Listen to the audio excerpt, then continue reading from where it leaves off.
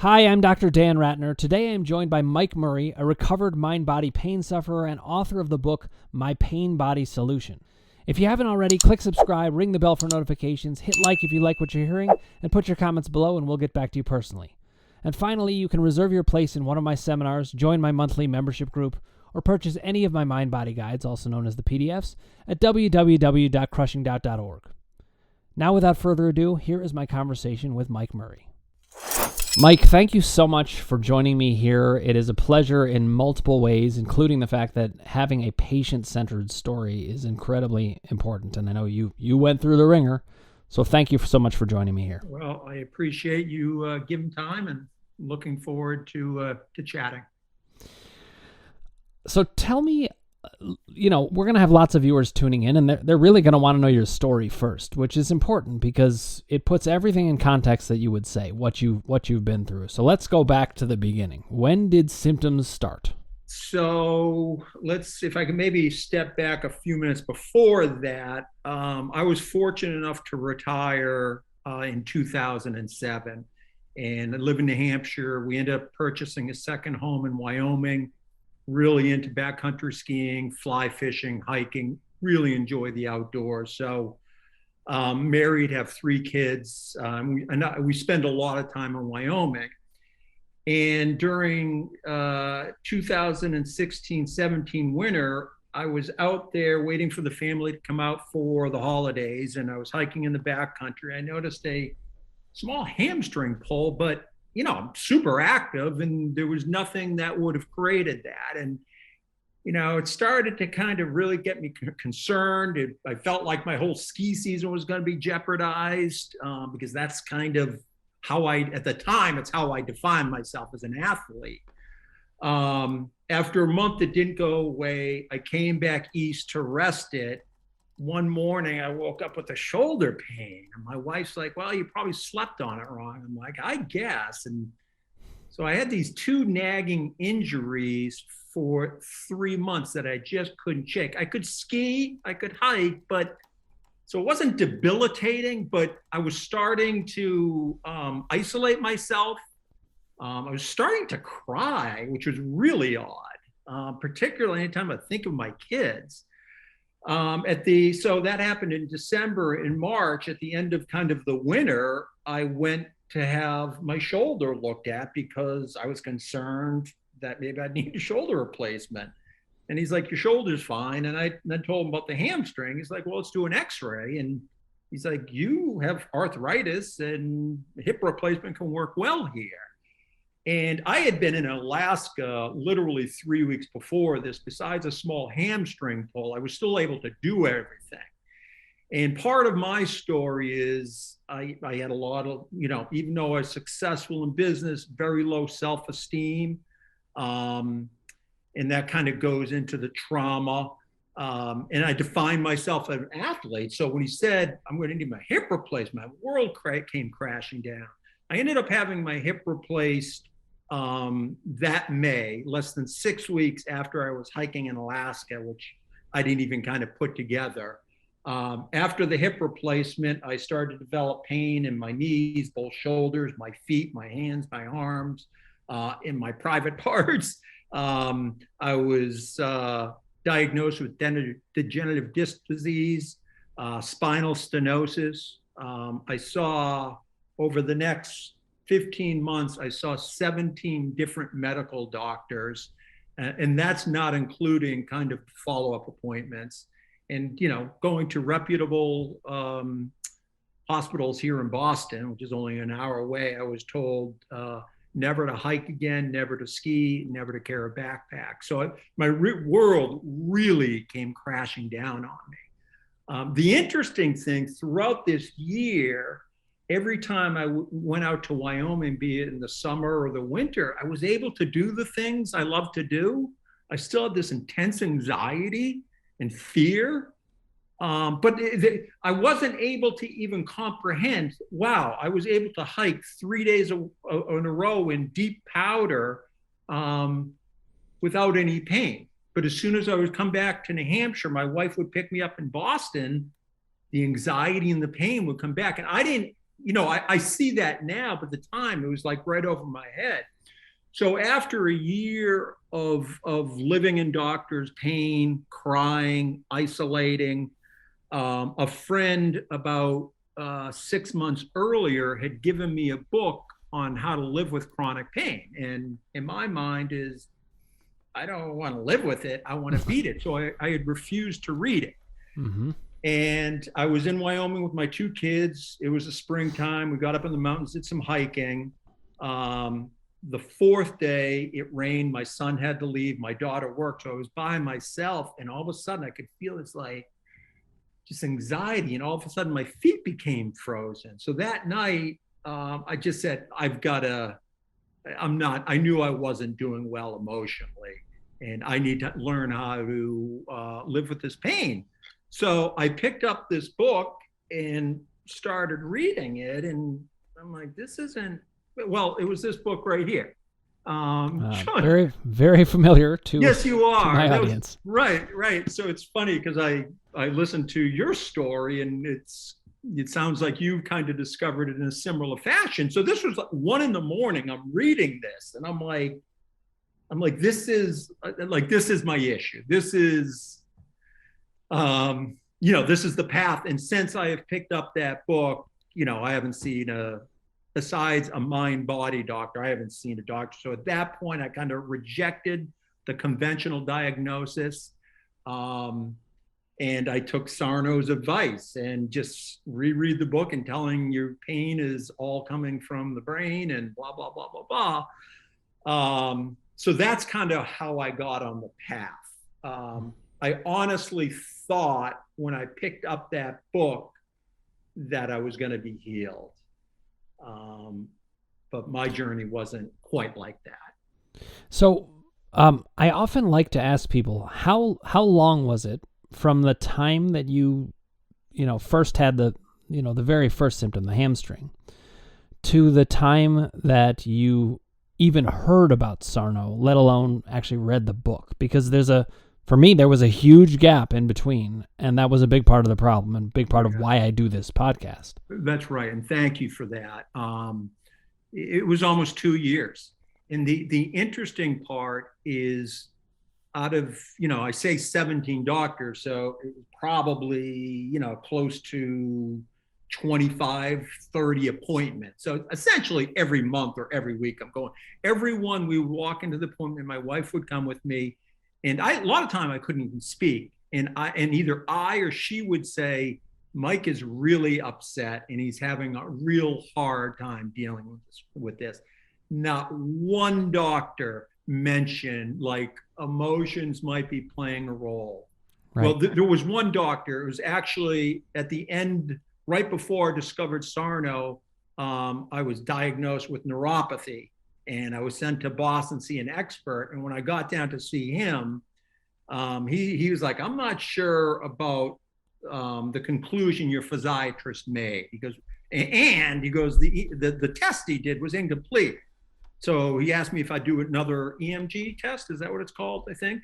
And while he's preparing me for inserts, I said to him, I said, listen, and this is before Sarno, I said, I'm really anxious. Could that have anything to do with it? And he was the only doctor. He goes, absolutely, anxiety can cause nerve pain. But this guy had no personality. There wasn't a follow-up discussion, and that was it. But after I read Sarno, I was able to kind of circle back in my mind to the comment. And right. So to answer your question, it was almost 2 years of being in intense pain. But honestly, Dan, the physical pain was pretty extreme at times, but now that I can look back, it was really the emotional.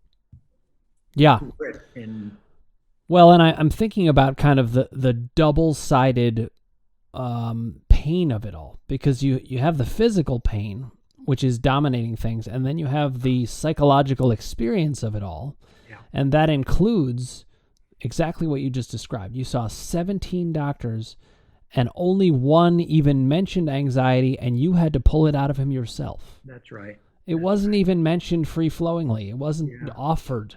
And I was thinking about it. What would the world be like if every doctor had included in their training Dr. Sarno. Yeah. Out of those 17 doctors, not only some of them should have known, all of them should have known. They all should have known. Yeah, it's a real problem, and and the solution is not an easy one either. I mean, there's big money behind all this medicine, and there's not a lot of money to make. And I don't think this is on a maliciously they did these things, but there's not a lot of money in trying to work with a patient on their emotions. On the other hand, there's big money in injections, and the injections are, wow. Well, a lot of injections. Yep, they can all happen fast and on a mass level. And this is another reason I do the podcast, is that we have a real systemic problem, and we're going to need a long, long discussion. That's right. That's what I'm working on. Now, you wrote a book on all this. I did. So the name of the book is My Pain Body Solution, A Journey to the Other Side of Suffering, and it just was published in February. And the interesting thing, so I discovered Sarno's book, read it 3 or 4 times, but nothing had changed. Be active in Wyoming. As soon as I came back to New Hampshire, the pain would come back somewhere.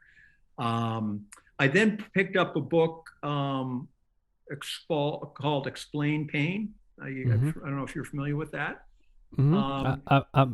Who wrote that? I'm not. Lorimer Moseley. Okay, sure. It's really, and it's not a lot to do about emotions and sorrow, but just how pain works with our thoughts. And what I learned in that, how the brain controls our pain signals. So if we're cut on the arm, it's not the wound that creates the pain. It sends impulses to our spine up to the brain, and the brain makes the decision. So that was, that helped me.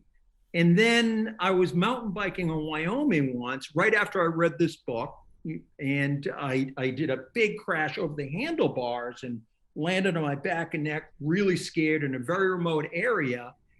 And at first made sure my neck was okay, then made sure my new hip was okay, my back was fine. And after about a half hour, I finally calmed down, grabbed my bike, and noticed there was red all over it, and realized it was blood. And then I looked, and my arms were all cut up. And guess what happened? As soon as I saw the blood, it became very painful. Right. So that, for me, that was a big step in my healing journey, to kind of see firsthand how kind of pain controls our signals. So at that point, I honestly thought that is when I ultimately made the decision to write a book to share with people, and hopefully people will embrace the mind-body connection before getting a procedure or an injection. But that, as I said, things got worse before they got better. I ended up seeking out, probably 3 months after I picked up Dr. Sarno's book, no change. I was more optimistic I was onto something. But I ended up seeking out a trained mind-body doctor. I felt like I needed someone to say, yeah, this is, because this book was written, in the 90s. I mean, it was 20 years ago. Mm-hmm. And so I'm making this self-diagnosis, which is, so I sought out Dr. Strax in Chicago, and he diagnosed me with TMS, and again, not a lot of change. And then after working with him, he suggests I work with a psychotherapist who I believe you've worked with or worked under, or Dr. Eric Sherman. Mm-hmm. Yep. Eric played a key role. I don't know if you saw this in the podcast, but I mean, Eric, he didn't directly do this, but in sitting down with Eric, I needed answers, just like you did. Mm-hmm. And I sat down with Eric, and he couldn't see me because I already had a therapist, and he felt that was a conflict of interest. But I had one session with him where I asked him, I just absolutely peppered him with questions, probably like 200 questions. Mm-hmm. And he answered them beautifully. And that was the beginning of what I call the doubt column, mm-hmm. which is essentially helping people to understand how their thought patterns and all those worries and confusions and questions just cement everything right where it is. Yeah. So Eric he's a huge part of my story, and he's a huge part of yours as well. Yeah. He helped me understand these false beliefs I carried my whole life. I stayed back in kindergarten, which now I know really isn't that big a deal, but I carried that shame like it Yeah. still lingers with me today. Oh. At 16, I decided not to get my license because I waited an extra year because I didn't want all my friends to realize I was older than everyone else. And Oh, they wow. sound like silly things, but that's But they're pretty at the core. powerful.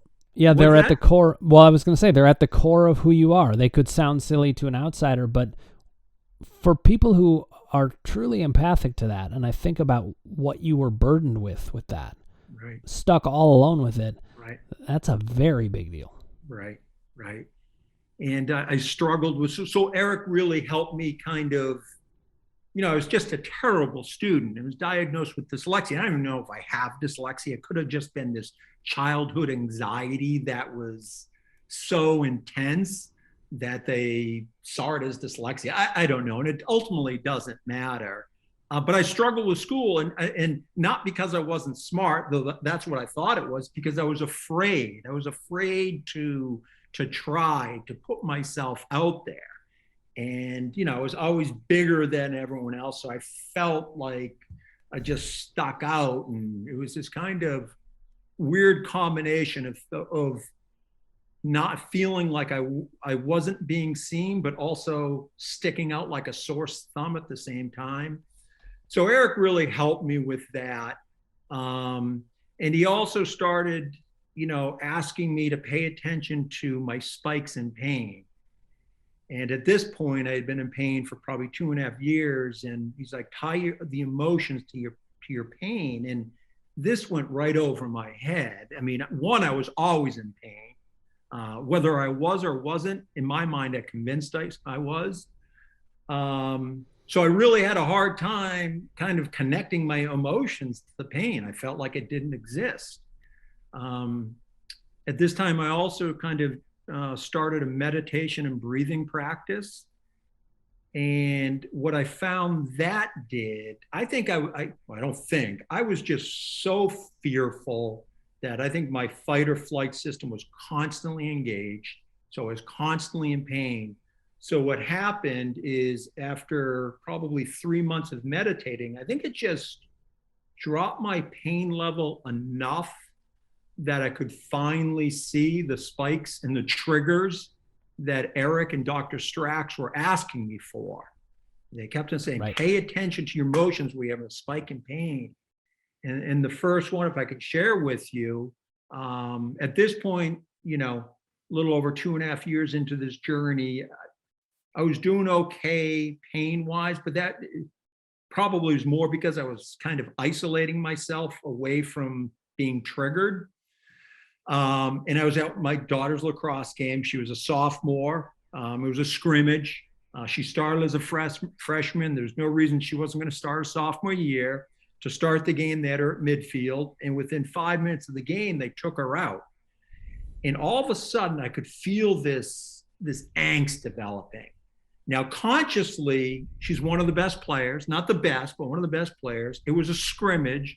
I knew the coach was just trying out different players, but something in my body, this deep, deep hurt I had for my kids, surfaced. And all of a sudden, within probably 10 minutes of this angst, my feet became frozen. Like, take the coldest mountain stream and stand in it, except it was like 60 degrees outside.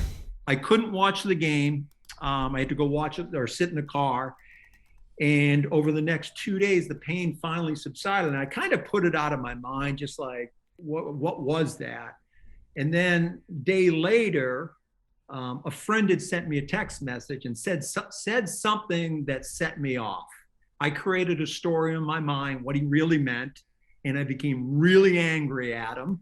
And all of a sudden, my feet became frozen. So it was at that point, I was finally able to kind of put the triggers together. And I remember calling Eric, and we did it on FaceTime, and I shared the story. I said, I've got it. And I remember him cracking a smile and saying, not bad for a dumb kid, kind of making a joke at this false belief I had held of Yeah. myself. Yeah. You Um, know, Mike, you're speaking to something that really fits with what I know, and I don't know how deeply you've gotten to experience the podcast and exploring it, but I just discovered it about a week ago, and I wish I had discovered it 3 years ago because it's amazing stuff I here. wish I wish it had been there when I was suffering. Right, That's why I created it. But the interesting thing is you're describing a very key point that I say to people all the time. In the mind-body field, it's often said, look for the emotion, look for the emotion. But then you said, but I'm hurting all the time. There was no way to distinguish between ups and downs. And it was when you got to what I call doubt, which is anything that is leaving you with questions, confusion, uncertainty, or fear. There was a lot of fear built in there. Mm-hmm. It covers over everything, so you can't even see the ups and downs. Mm-hmm. That's right. So that's right. That's why in my system, the doubt column, we attack it first, and when we remove it, that is when you can start to use what I call the emotions column, which is very in line with what Eric says, what Dr. Sarno says, what John Strack says. And so I just thought it was interesting to highlight that because it sounds exactly like what you experienced. Yeah. I mean, for me, my parents didn't have the best relationship that I now see. I didn't realize it. My father he loved the family. He was a good man, but had a fairly volatile temper. And I just never learned how to express myself. I never learned how to share feelings. And so as this journey continued and I was starting to be exposed to emotional experiences, they were shocking. They were like alarming. And that's what Eric's like, you've been frozen your whole life. It's going to take time. And, these triggers could be, I've got some abandonment issues. It could be simply as my wife if I was in the kitchen and my wife would come down and I had some music on and she would say, "What are you listening to?" I could feel this emotional charge happening in my body. And what I thought she was saying is, "I don't approve of what you're listening to."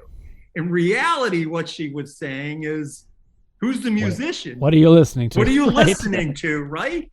And so that's kind of what the title of my book, "The Pain Body," is a phrase coined by spiritual teacher Eckhart Tolle.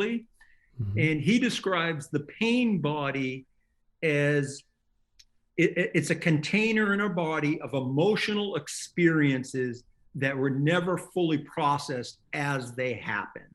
Mm-hmm. And typically from childhood experiences. And there doesn't even need to be a memory of it. And the pain body is either dormant or active. When it's active, it can be anger, hate, jealousy. It can be physical pain. So for me, things would in my past, I can see where things would get me very upset and I would just get angry over it instead of kind of leaning into it and kind of uncovering this abandonment issue I have. Like if a friend didn't return a text message during this journey, I would be literally, it's embarrassing to say, but out of my mind, just, mm-hmm. and that's where trouble, if you don't have awareness, that all of a sudden I send something back to him and Well, the lack of awareness can certainly lead to things spinning in the outside world, but I do want to say, and I know you know this, but this is partly for the viewers who are watching us, there's absolutely nothing to be ashamed about in having that complicated experience. Right. You in a way, we're not taking ourselves seriously enough about what's happened to us. So actually, another part of the work that I do, I call the power column. Mm-hmm.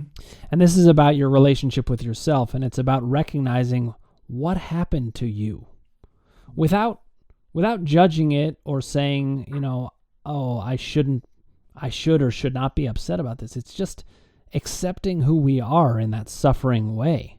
Right.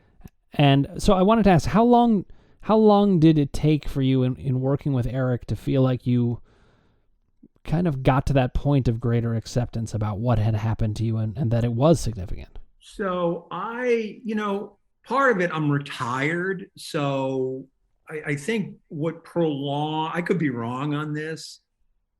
It'd be interesting what you think. I'm retired, so I have time on my hands. And as I said, I love the outdoors and being active, but you can only be on your road bike for so many hours a day. So there's downtime. So I do wonder if having so much time prolonged my healing, maybe not. But I worked with Eric for probably a year and a half. And throughout that, my triggers were becoming spread out maybe once every, 4 or 5 weeks, but they would hit me and they would hit me hard. And I would just, curl up on our family room floor in a fetal position and just really upset. And I felt, and Eric is a huge part of my journey. But after a year and a half working with him, I felt like I was bringing up the same stories of my childhood as my father's anger. So I told him that I wanted to stop, and I pursued healing through the body, through kind of somatics, and started working with a yoga teacher. This is actually right when the pandemic first hit. Mm-hmm. And we were doing it online. And I learned, working with her, I learned more about how trauma is held in the body, in our nervous system, in our fascia. And I found the relationship with particularly Yin Yoga, the process of coming in and holding a pose for 5 minutes, which is really hard.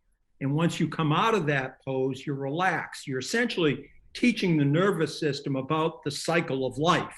So it teaches you, when you get triggered, just stay with it. It's everything isn't permanent. It's all going to change. So I was starting to have some positive results with her. And after it was probably 4 weeks of working with her. One day after practicing yoga, I went into Savasana pose, which is just ultimately just resting. And I noticed my right butt cheek starting to tremble, then noticed my entire right leg trembling, and then my whole lower torso. And that's, I was releasing, I don't know how familiar you are with some, like Dr. Peter Levine and somatic experiencing and releasing trauma through the body. So these trembling for me happened every day on my own for probably 6 weeks. And everything up to that point had, Sarno's book, Dr. Strax, Dr. Eric Sherman, all paved the way. My meditation practice, my yoga practice, writing, all had huge impact. But I must say that after this working with Callie, I developed this sense of calm. I'm far more patient. I don't get angry. I don't complain anymore. I have relationships with people I would have never had with before. I could be very judgmental. Oh, you're not a biker? Forget it. It wasn't that aggressive, but if you weren't. So that's kind of, I feel like the biggest stage. And, I don't have pain anymore. And I would say one of the stories I like to share about what I've got out of this healing, my whole life, I've bitten my fingernails. I never knew why and never stopped, never used a fingernail clipper. And about a year ago, I looked at my fingernails and I haven't bitten my fingernails in over a year. And, some people I'm not sure I get it, but it wasn't a conscious decision, right?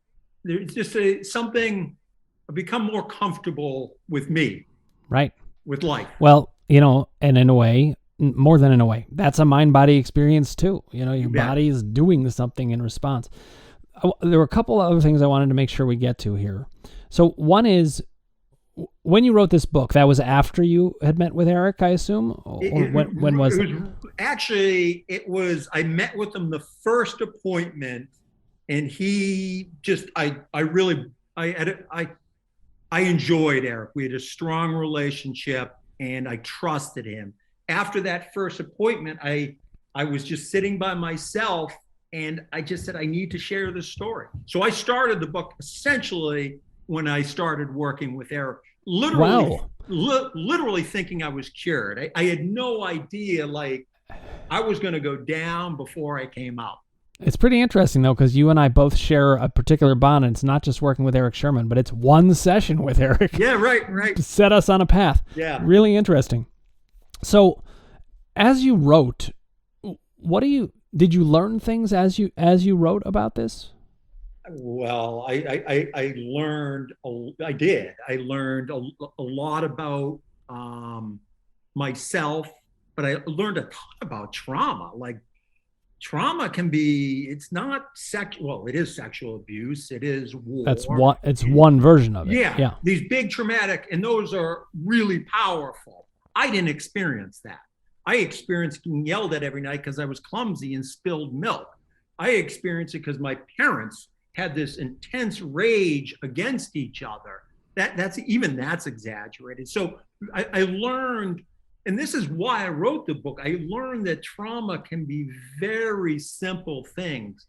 Not being held as a child. My mother tells the story. She's like, we just left you in the crib for hours because you didn't say anything. It's like, well, maybe a baby wants to be. So I learned a lot about trauma, what it is. But the writing was really, the writing was powerful, but reading my work became even more powerful. And just it gave me a better understanding of these false beliefs I held of myself and how they moved me around in life. And it's taken a lot of work to change those. And they still creep up. Like, for the longest time, I'd be afraid to use Uber. I'd be afraid to buy something online. I wouldn't use the washing machine. I had this like deep, even though I was successful, I was able to retire. I had this fear of trying things. So I just kind of resisted. Mike, I was thinking about, as you were talking about this, the one of the things that jumped out at me from the Sarno books, and I'm really curious if this happened for you, was that goodist aspect. One of the most convincing things for me in reading that book was how well he described my personality. Mm-hmm. I was like, whoa, what's going on here? I mean, I'm a major goodist. When I met with Eric, he said I was a poster child. And I don't disagree with him. Is that something that jumped out of the pages for you as well? No, or more in retrospect? What jumped out for me were two things. Is one, his pages of where pain can happen and how it moves around. Like, all right, like that is clearly happening to me. But how he had said that pain can be so powerful if it prevents the person from doing what they want to do, which goes back to my story of this incredible low self-esteem. I retired I had imposter syndrome. So I retired to avoid those intense feelings of inadequacy, feeling my athletic pursuits would fulfill me. And when I started to get the hamstring and shoulder pain, then the hip replaced, that was being taken from me. So I just see, I define myself way too narrowly. And I guess that's really what jumped out at me. Well, it's interesting because different people have obviously very distinct experiences. For me, the goodest thing jumped off the page right away. For you, I mean, listen, within a minute of sitting with you, I knew you were a goodist myself. Can you tell me what a goodist what do you classify a goodist? Well, I mean, at least you were showing signs of goodism. You know, you wanted to have a good, pleasant interaction. You would kind of go out of your way. I mean it as a compliment. I love goodists. Yeah. It was there right away. And I think for some people, it's something they were aware of, and for some people, not so much. Right. I do think you fit into it, and you can think about it more, but I want to jump to a different element, and we'll wrap up here, even though I could talk to you for hours, because I think we have so much in common about this. And you have so much important stuff to say. I'm glad you wrote a book on it. I don't know how you wrote it so fast, though. Mine is taking more time. Yeah, 3 years. Although I guess if I was just telling my personal story, I could have gotten it out faster. I'm trying to build a system here. But you said something that I thought was really telling, and that was this idea of what your mom said to you about you as a baby, and that, you know, they didn't pick you up out of the crib because you weren't saying anything. And I was thinking how that fits with exactly what your experience was with doctors. You went around to doctors and they said, well, I'm not going to give you the information because you're not saying anything. Right. So much is getting left on the patient. And some of that's because the doctors don't know any better, even though I think they really should. Yeah. And hopefully they will as they listen to, you know, things like our discussion today, hopefully. Yeah. But that to me is the essence of pain, is that nobody's listening to us. We don't even know that we're not even listening to us. Right. And we don't know to say it, but we're somehow being asked to say the thing we don't even know. Right. Right. And I think as a society, we've got to get to a place where this is just the language we speak. Yeah. Yeah. I couldn't agree more. I mean, one of something that sticks out in my mind, I had a triggered episode and I had my schedule called with Eric. And I told him just how I was feeling. And I just remember him saying, Mike, I'm sorry you're in pain. And like that connection, like he saw me. There was some compassion there. Right. And it was really how I reacted to that simple comment of, I see you, is essentially what he was saying, and I respect you. And yeah, I see you. Yeah. Right.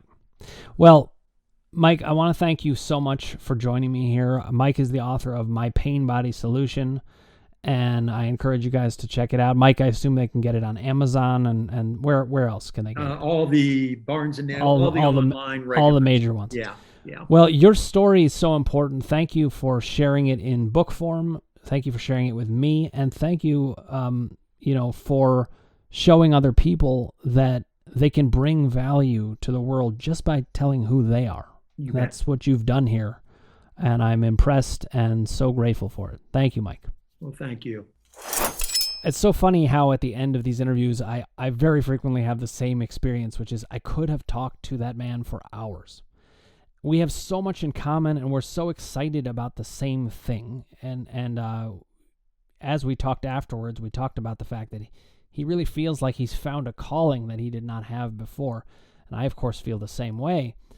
And so much of that comes from this profound experience we had of our recoveries. In addition, we had so many overlaps, but one of them was this experience of how did people not know about Dr. Sarno, and a almost desperation to get society to a point where that would not be the case anymore, where everybody knows about it and everybody is discussing it. So Mike is playing a vital role in things, and one of the things I loved is that he's telling his own story. To me, that's a very power column kind of thing to do, is he saw the value in himself. And as I sat with him, it was such a pleasure because I could see how far he has come.